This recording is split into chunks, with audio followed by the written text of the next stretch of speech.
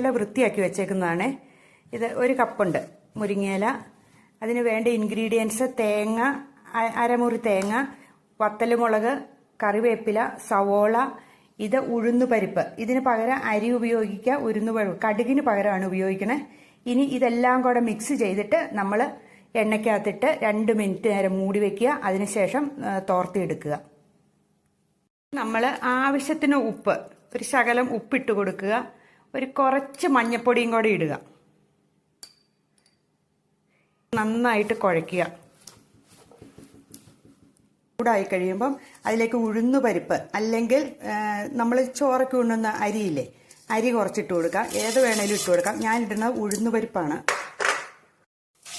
വേണ്ട ഒരു golden brown കളറായി. ഇതിലേക്ക് നമ്മൾ ഒരു 2-3 കറിവേപ്പിലയും കൂടി ഇട്ട് കൊടുക്കുക. വെച്ചിരുന്ന മുരിങ്ങയില ഇതിലേക്ക് ഇട്ട് കൊടുത്തിട്ട് ഒന്ന് ഇളക്കി മൂടി വെക്കുക.